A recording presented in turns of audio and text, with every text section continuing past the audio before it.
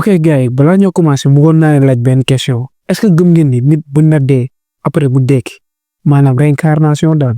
bu dee dekki si beneen nit man moom franchement gëwuma loolu ndaxte en tant que musulman loolu bu nu ma ko gëm nit dee dem dekkiwaat si beneen nit en tout cas comme ni ngeen ko war a xamee histoire boobu bokk na si ñetti histoire yu ma war a raconter tey moom mooy dernière bi moo nekk si fin vidéo bi ndaxte lu ma si war a wax moo bëri gars yi comme ni ma leen ko waxee tey moom ñetti histoire laa leen andil te ñetti histoire yi bu nekk nduróowul sa morom te ñoom ñëpp a neex kon boog benn affaire rek laa di wax bu fekkee da ngeen di tiit bu leen seetaan vidéo bi ok gars yi pour première histoire bi foog naa ne moo nekk si titre vidéo bi abonné bu ñu ko raconté nag moo ngi tudd El Hadj moom nag nee na histoire bi da ko raconté pour uniquement sensibiliser maanaam yeete parce que moom nee na balaa histoire bi di ko dal gëmuloon lu maam di ko doon wax bàyyi di fóot guddi ok gars yi pour première histoire bi nag foog naa ne di ngeen kontaan loolu ndaxte amul benn affaire bu anonyme dara laa ko tuwul El Hadj nee na lépp la bëgg ngeen xam fu mu dëkk nu mu tudd lépp laa leen di wax ok gars yi El Hadj nag nee na histoire bi bu mu koy dal si 2025 bii la maanaam matagul saa un mois El Hadj nee na moom maçon la histoire bi mu koy dal dafa amoon chantier Rufisque loolu tax à chaque fois bu ñëwaatee rek ay xaaju guddi lay doon parce que moom Yoff la dëkk El Hadj nag nee na moom dafa am benn habitude à chaque fois bu wàccee benn affaire la njëkk def da jël yéreem mi mu xoot ko commencé di fóot te à chaque fois bu ko defee maam da koy ne El Hadj bàyyi li ngay def ndaxte lii wóorul moom nag nee na musul jàppee maam ji au sérieux à chaque fois su ko daan wax loolu daa doon ne li ma waxu mag la rek ay bidaa la léegi nag comme ni ma leen ko waxee neen à chaque fois bu wàccee day fóot yére yu mu doon liggéeyee yenn saa yi mu boole si yére yu mu doon sol suba El Hadj nee na depuis bu mu dalee fóot yére mu guddi musu see am problème ba jour bu histoire bi xewee moom nag nee na jour boobu noonu fóot na weer na comme d'habitude mu dem tëddi nee na ba ay côté 1 heure 2 heures du matin rek ci la commencé dégg ay bruit si ëttu kër gi El Hadj nee na noonu la jógee mu yendu gisul kenn il faut ngeen xam ne nee na d'après moom ligne bi si ëttu kër gi la nekk looloo tax mu yëndu nee na gisul kenn dafa foogoon ne sàcc la El Hadj nee na noonu la demee tëddaat ba lendemain bi nee na bu mu yeewoo mu sangu ndekki def lépp desul lu dul jug takk daalam dem liggéey nee na boobu la demee si ligne bi pour weeri yéreem El Hadj nee na moment yónn na exactement la seetlu ne que yére yu muy liggéeyee nekkatuñ fa noonu la jógee laaj waa kër gi yëpp waaye ku nekk nee na xamul El Hadj nee na jour boobu noonu mu jaaxle lool ndax yére yooyu noonu kan moo ko mën a jël yére yooyu noonu dañoo tilim yére maçon la affaire bi gën ko jaaxal noonu la wëree kër gi yëpp gisul dara jour boobu noonu dafa mujj jëla yére yu bees yóbbu ko changé nee na bu fa accès loolu rek la doon xalaat kan moo mën a jël yére yooyu noonu pourtant yére yi dañoo xooteeku nit bu normal mënul sàcc yére yooyu noonu ci la xalaatee mu ne peut-être ngelaw baa ko yóbbu nee na gars yi jour boobu noonu El Hadj neen bu mu ñëwaatee changé mu ñëw si ligne bi xoolaat waaye gisul dara affaire bi gën ko jaaxal noonu la yónnee benn rakam dem si kër mbokk yi ndaxte d'après moom yenn saa ñëw dañ fay ñëw weer ci la rakk ji génnee dem nee na balaa rakk ji ñëwaat sax noonu la xalaatee mu ne démb bu ma doon weer amuloon benn yére El Hadj nee na moment yooyu noonu la fàttalikoo bu mu doon weer yéreem kese ñoo nekk si ligne bi nee rakk ji bu mu ñëwaatee presque xam ne lu mu koy tontu ñu ne mbokk yi weeruñu fa yóbbaale woon yéreem El Hadj nee noonu la duggee si néegam presque mu jéem a fàtte loolu moom lañ neen timis bu mu passé El Hadj neen noonu la xoojalaatee yéreem yi fóot dem pour weeri waaye neen bu mu àggee si ligne bi rek lan la njëkk gis ay yéreem ñoo fa nekk El Hadj nee na gëmewu ko noonu la lañ xëccee xool nee na ci la seetlu ni que yére yi dañoo set wecc te en plus comme si dañoo bees taal El Hadj nee na mu jaaxle loolu te moom xam na nu muy fóotee yére yi mënuñu woon setee nii maa yooyu noonu nag mu jaaxle loolu noonu la jëlee yére yi mu dem si maamam laaj ko te est-ce que moom moo ko gisaat fóot ko maam ji ne ko déedéet mu laaj rakk ji ne ko déet mu laaj yaayam yaay ji rek ne ko déet ñooñu rek ñoo mënoon def loolu El Hadj nee na mu jaaxle loolu neen ci la ne peut-être am na ñu ko yóbbaale woon ñu waddal ko ñëw andiwaat ko fóot ko El Hadj nee na jàpp na ne solution boobu doon rek moo des te seen kër ku nekk fay dugg di génn waaye El Hadj ne lan moo ko jaaxle yére yi dañoo bees ndaxte amoon na ay bën saa gisatu ko El Hadj nee na ci la ne est-ce que lii sama yére El Hadj nee na ci la commencé am xel ñaar waaye tamit loolu mënul nekk parce que yére yi benn chemise ak benn short beneen nit bu nu ko andee mu niroo teg nee na yére mi rek la mën a doon noonu la paree weer mu jël yére mi dugal ko si néeg bi neen bu mu duggee si néeg bi rek am benn odeur bu ko jaaxal yére yi day xeeñ lu neex El Hadj nee na xet bi seetlu ko woon bu nekkee si biti waaye bu mu duggee si néeg bi rek affaire bi gën a fort affaire bi gën ko jaaxal noonu la jëlee yére yi xeeñcu ko nee na yére yi comme si dañ see def parfum waaye neen xet boobu noonu musu ko xeeñcu feneen El Hadj nee na moment yooyu noonu la ne nit ku ko fóotal kooku war na baax de ndaxte def na ko si parfum passé na ko te en plus yére yi comme yu bees neen noonu la jëlee yére mi mu sol ko dem tëdd El Hadj neen nu mu tëddee noonu nelaw bay xaaju guddi rek ay jooyi xale yee ko El Hadj neen automatiquement mu yeewu ndaxte affaire bi da ko jaaxal kër gi amul benn xale la jugee pour dem taal lampe bi ndaxte si lënd bi la nekkoon waaye El Hadj nee na bu mu jugee xool côté porte bi rek ci la seetloo ni beneen côté bopp lal bi am na nit bu fa toog El Hadj neen noonu la bëggee yu waaye làmmiñ wi comme si dañ ko téye neen te moment yooyu noonu exactement rek mooy commencé sentir ni yaram baa ngi bàyyi neen noonu la waxantoo rek taal làmb yi El Hadj neen làmb bi mu tàkkee rek noonu la seetloo ni que benn takkandeer moo toog ci boor lal bi takkandeer bu ñuul boobu noonu comme si ay yéreem la sol neen affaire bi njuum na kuuk affaire bi nduróowul sax nit comme genre benn poussière lay doon El Hadj neen affaire bi lu muy nduróol comme saxaar bu am forme nit sol ay yéreem neen affaire bi noonu la jubale si bund bi di commencé di seey par ndànk-ndànk El Hadj neen moment boobu noonu yëpp lépp paralysé yaram bi bougé wul El Hadj neen fu mu daanu foofu noonu te dina fa ëpp une heure de temps cër yëpp a bañ nee na mënul yuux mënul tëj bët yi nee na ba si yàgg rek ci la santé ni am na nit kuy ñëw di daw si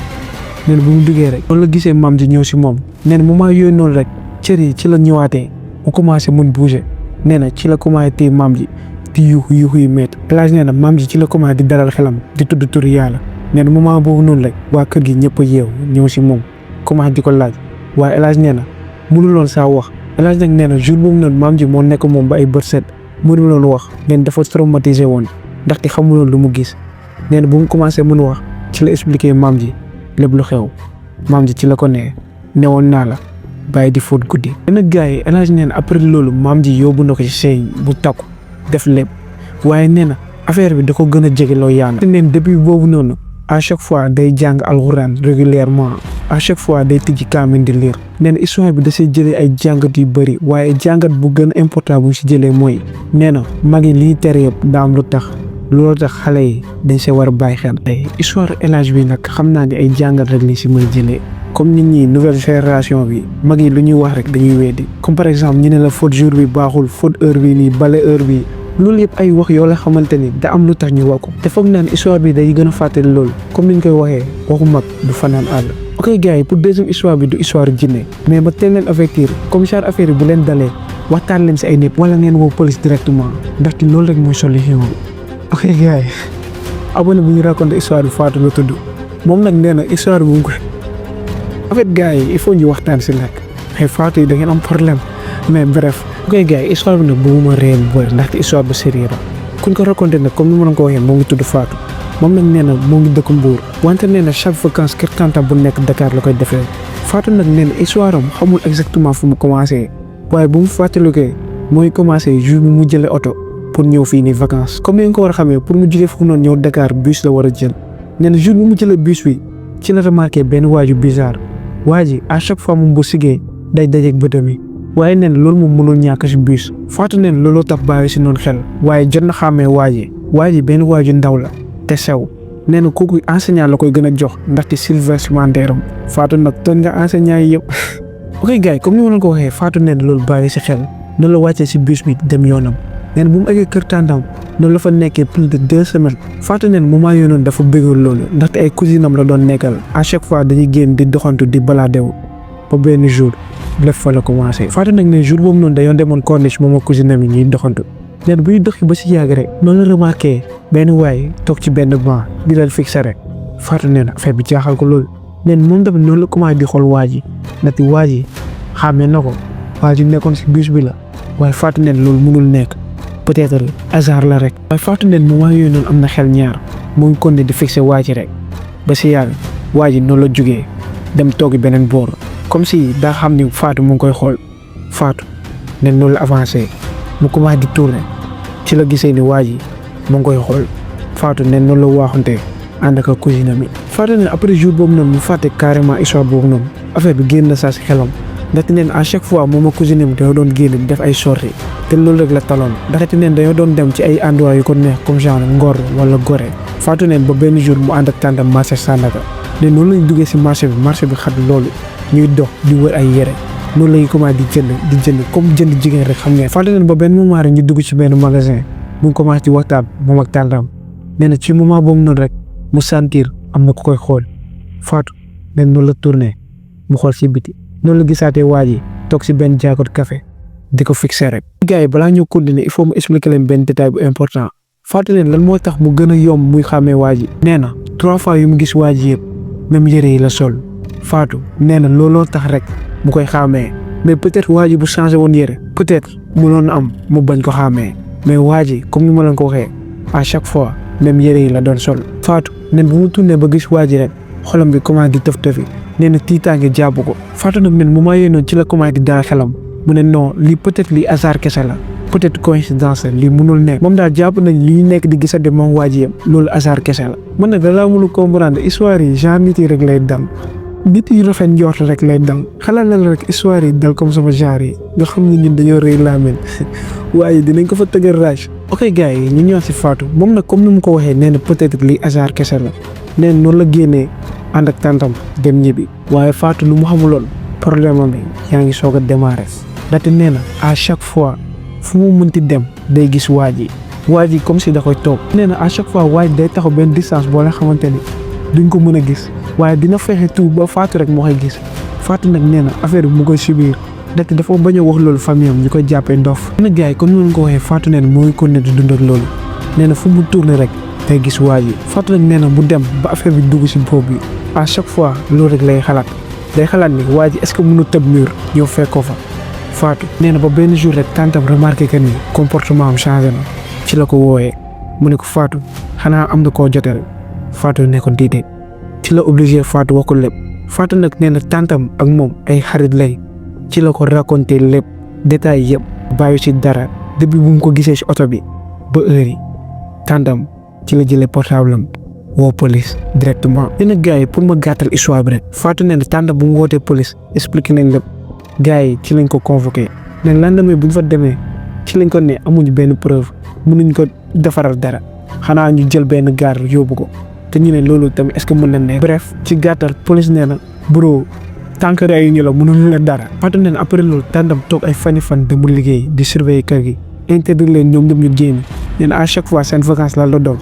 seetaan télé dem tëddi. léegi nag gars yi Fatou nee na après une semaine génn ñu kër gi ba benn jour ñoo ngi doon waajal dem tëddi. presque ay 23 heures war na jot ci lañ commencé dégg ay bruit si biti nee na moom ak cousine bi loolu lañuy dawee génn Fatou neen ba mu génnee rek ci la gisee ni ay grand wër benn nit di ko dóor Fatou nag ne comprendre loon rek tante yi noonu la génnee ci la commencé laaj nit yi mu ne lu xew rek grand yi ci lañ tourné ñu ne waa ji rek dafa naroon tëb dugg seen kër Fatou nee na grand yi buy poussé rek ci la gisee waa ji ko doon toog nee na kanam bi yëpp néew yi yaram bi yëpp takk deret Fatou nee na moment yooyu noonu rek la xëcc tànd bi nee na kii moom mooy toog la ko nag tànd bi gëmeewu ko noonu la laajaatee Fatou ne ko kii la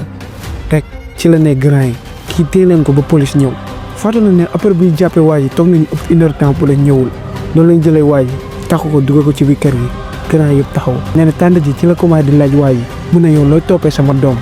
waaye waa ji waxul dara grand yi ci lañ ko xabalee ñee dañ koy dóoraat rek waa ji noonu la waaye mu ne kii dama ko bëgg dama ko gis rek bëgg ko Fatou ne comprendre tante bi ci la ko xoolee rek ci la ne kii xaw ma ko de Fatou nag nee na moment boobu noonu tante ji da ko xool boo xamante ni kii est-ce que xam nga ko Fatou neen bu mu tonte loolu tante ji ci la bajee waa ji mu ne kii xamul la lu tax nga koy topp nee na wante waa ji même affaire rek lay répété dama ko gis rek bëgg ko Fatou nee na comprendre ñu fa nekk yëpp ñu ne kii dafa dof nee na ba si yàgg rek auto police bi ci la ñëwee Fatou nag nee na auto bu mu ñëwee ci la jëlee waa ji yóbbu ko police ñu ne tante ji na ñëw après. benn gars yi pour ma dagg histoire pour mu bañ a gudd Fatou nee na bu ñuy demee police loolu la ñuy répété waate même affaire waa ji nangul wax nee na après loolu ci la ñu ñibbisee ba lendemain bi ñu delluwaat ba tey waa ji yaa ngi fa nee na une semaine après rek ñu delluwaat fa waa ji nekkatu fa ñu laaj policiers yi ñu ne non waa ji daa fay caution génn affaire nag jaaxal tànn ji Fatou nag nee na tànn fa la nekkoon di saagante ak policiers yi bañ nar ko jaaw nee na après loolu ci lañ delluwaate seen kër. waa ji ba léegi déggatuñ ko. leen tànn ji bu ñu woowaatee police dañ leen wax lu leer. léegi nag gars yi Fatou neen après loolu tegatul bët waa ji ba heure yi Dakar ngay jàngee parce que fii la ñëw nee na ba heure yi ni instant yi gisatul waa ji waaye nag neen après loolu am na benn affaire bu garaaw bu mu découvrir nee na photo yu mu doon photo cousine yi mooy à chaque fois buy dem sorti nee na après dañoo découvrir am na ci yenn ay photo yooyu noonu waaye da siy feeñ. gars yi photo yi sax gis naa ko Fatou proposé na ma sax pour ma dugal ko si vidéo bi ma ne bro police ku mu mënul jàpp man dugguma saa si yooyu léegi gars yi ñu wax dëgg rek waa ji dem ba police gars yi jàppuñu ko ñu bàyyi ko man mooy ñëw di ko dugal si vidéo yi heure yi raconté histoire rek laa am. te nag gars yi comme ni ma leen ko waxee au début genre histoire yi bu leen dalee ngir yàlla rek teel leen si waxtaan ak nit boo la xam ne da ngeen ko wóolu wala ngeen woo police directement. te dis histoire bi nii Fatou am na si mujjanteel bu baax waaye mun na nekk keneen koo la xamante ne du am chance boobu noonu peut-être kooku noonu kenn xamul lan moo nekkoon intention am si faat. looloo tax ma répété waat leen ko encore une fois loolu bu leen dalee automatiquement woo leen police. ok gars yi pour troisième histoire bi comme ni ma leen ko laajee ci début vidéo bi est-ce que gëm ngeen ni nit dee après mu dee. histoire bi nag benn abonné bu tudd Ndeye moo ñu ko raconté moom nag nee na moo ngi dëkk Thiès te histoire bu mu leen ñëw wax nii nee na seen waa koñ ñëpp a ko yëpp. Ndeye nag nee na histoire bi mooy concerne doomu magam nee na doom ci depuis bu mu juddoo yëfu mag rek lay def nee na bu mu commencé am 3 ans ci la commencé di wax. Ndeye nag nee na doomu mag ji nduroowul ak benn xale bu mu mënti gis ndaxte doom ji muus na tellement dafa yàgg choqué waa kër yi ndaxte doom ji comme ni ma leen ko waxee à l'âge de 3 ans commencé na wax te nee na yëfu mag rek lay def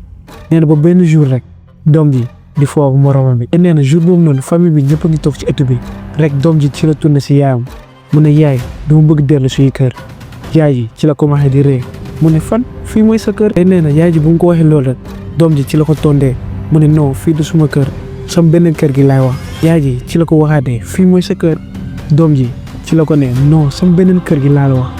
Ndeye nee na moment boobu noonu rek mu commencé di foo xale bi mu ne yow bu ñu fondoo de yow da nga am beneen kër. Ndeye nee na bu mu waxee loolu rek xale bi noonu la tourné si moom ñàngal mu ne déedéet sama kër dëgg bi moment yooyu noonu rek nee na papam ci la ñëwee si moom mu ne yow sa ban kër ngay wax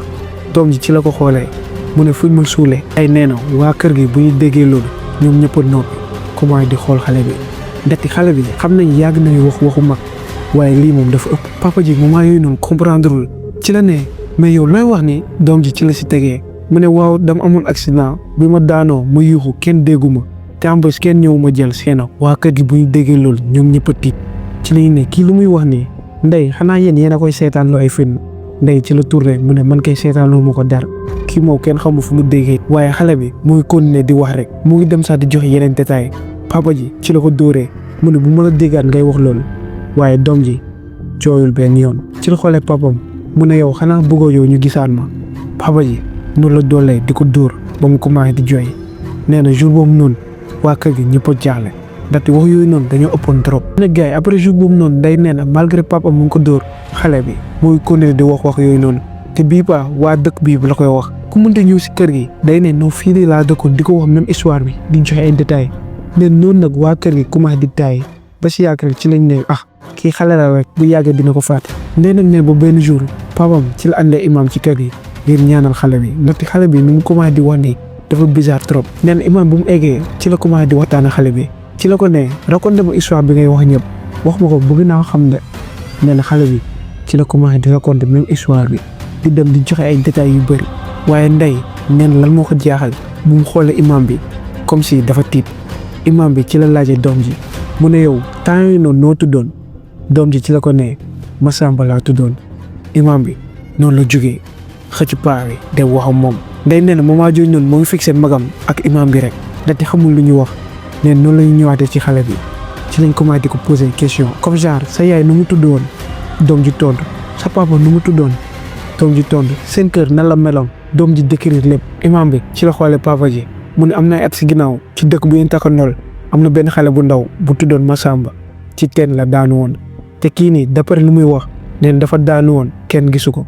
est-ce que du kooku noonu. papa ji bu mu déggee loolu ci la ne imam lii mënul nekk loolu la mun nekkee imam bi ci la ne man sax xaw ma mais il faut ngeen dem ci dëkk boobu noonu. Ndeye neen noonu la gisee magam jug commencé di wax imam bi neen imam bi noonu la ko waxee sàng buy demee fee ne woon naa la lépp lu ma mun di wax nga dal ànd ak tey. Ndeye nee na moment yooyu noonu magam bi ci la toogaatee commencé di waxtaan imam bi ci la ko ne toogaay amatul ci la xale bi ma yóbbu la fa. te nag gars yi Ndeye nee na bu mu gisee loolu yëpp dañ ko ba ci la ko jàppee noonu la leen laajee te mën na leen topp ci lañ ko ne waaw Ndeye nee na noonu la ànd ak ñoom ba ñu egg si dëkk bi. nee na bu ñu duggee rek xale bi ci la commencé di joxoñ naan fii laa doon foowee fii laa doon defee lii Ndeye nee na affaire bi jaaxal ko lool ci lañ continué di dox. nee na ba ñu egg mooy xale bi kër bu mu wax porte bu bula di tëji ko nee na bu ñu duggee rek nee na ci la ñu gisee ni ndeketi kër famille la. nee na xale bi ci la commencé di woo ku nekk sa tur ku nekk nee na sans exception daanoon na wax sa tur. Ndeye nag nee na moment boobu noonu waa kër gi ñëpp taxaw fixé xale bi ndaxte dañoo ngi laaj kii kan la rek. nee na imam bi ci la avancé mu laajte benn tur rek gars yi dem woo ko. nee na ci néeg bi benn jànk génn ne boobu génnee rek xale bi commencé di yuuxu turam. Ndeye nee na jànk bu mu déggee loolu rek mu taxaw mel ni ku jaale ci la ne xale bi kan la waaye imam bi ci la ko ne est-ce que mu nga ñu dalal ñu toog am na lu la bëgg wax rek xale bi ci la commencé di yuuxu di naan yaay moment boobu noonu waa kër gi commencé di fixé xale bi ndey nee noonu la lay dalalee di toog ndey nee bu leen dalalee ba ñu teg baa yi ñu toog rek jàng bi ci la ne yéen xale bi ndekete niroon ak sama doom bu gaañu wi la ndey neen bu mu déggee loolu mu tourné xool mag ji imam bi ñoom ñëpp a jaaxle ñoom ñëpp a tiit neen jàng bu mu waxee loolu rek imam bi ci la si profité expliqué histoire bi A ba Z bàyyi ci dara ndey nee na jàng bu mu leen dégloo ba pare rek ci la leen xoolee mu commencé di ree mu ne yéen ay magum jëmm ngeen waaye bàyyi li ngeen def ne moment boobu noonu la xale bi ci la commencé di wax ci la ne yaay ji jour boobu noonu yow da ma tere woon génn ma làkkatu daw ci laa demee rek daanu ci teen bi yaay ji bu mu déggee loolu comme si jour boobu noonu loolu la waxoon ci la ne yow loo mun a xamee loolu day nee après loolu yaay di wax doom ji di toll ba si yàgg rek ci la ko xoolee mu ne Massamba dekkati yow la bu waxee loolu rek mag ji ci la ko arrêté mu ne kii du sa doom de kii sama doom la dama ko andi fii rek pour leeral yenn affaire day nee mag ji bu mu waxee loolu rek yaay ji commencé di jooy metti waa kër gi yëpp ñëw imam bi ci la expliqué lépp leen après jour boobu noonu mag ji ci la gëmee ne ndekete doom ji lu mu doon wax yëpp ndekete dëgg la du ay caaxaan day nee na jour boobu noonu doom ji toog na lu yàgg ak yaay yi di waxtaan nee na après loolu ci lay ñëwaatee seen kër nee na des fois sax temps yooyu noonu yaay yi dafa doon ñëw di ko andil ay lekk di waxtaan ak moom wante nday nee na jamono di gën a dox comme si doom ji moo ngi fàtte histoire boobu noonu mu dem ba si yàlla xàmmeetul yaay ji nee na affaire bi jaaxal ko looloo tax waa dëkk bi ñëpp a yëg histoire yi affaire bi nag ñoom ñëpp la jaaxal loolu la mun nekkee nit dee mu dekkiwaat si beneen nekk loolu c'est presque impossible waaye nday nee na ba léegi nii amul benn explication ndaxte xale bi temps yii noonu dafa doon souvenir vie boobu noonu ñu dem vérifier ñi xam ne loolu dëgg la ñu ñëwaat ba ci kanam rek xale bi fàtte lépp nee na ba léegi amul explication boobu noonu nee na looloo tax mu gën a sawar partager histoire bi ak ñun nee na peut-être fii nii mën na fi jël ay explication na gars yi comme ni nga ko gisee histoire bi jeex na waaye man am naa sama xalaat jàpp leen lu may ñëw wax ni yëpp sama avis personnel la man rek la concerne waaye man bu ma gisee histoire bi dama dem recherche d'après sama recherche gis naa ne genre histoire bi nii dal na nit yu bëri yu bokkul am na ñoo xamante Europe lañu nekk yi ñoo xamante ni dëkk naar yi en tout cas genre histoire gis naa ko lu bëri mais bon man boobu sama xalaat lan la comme ça si ñun jullit yi dañuy ne am na benn jinne bu ñu topp bu ñu woowee Karine peut-être jinne boobu noonu moo ñëwaat si xale benn peut-être man loolu laa jàpp daal mais daal mu ngeen bind seen xalaat ci commentaire yi vidéo bi moom dinaa lire chaque commentaire ndaxte affaire bi daf ma ñor gars yi comme ni nga ko gisee ñu ngi si fin vidéo bi j'espère que vraiment vidéo tey bi neex na leen mais am na benn affaire bu mu leen bëggoon ñaan gis naa ne si chaîne bi ñu bëri dañuy seetaan duñu abonné wu ngir yàlla abonné wu leen ngeen like ngeen partagé na jàmm yàgg si yéen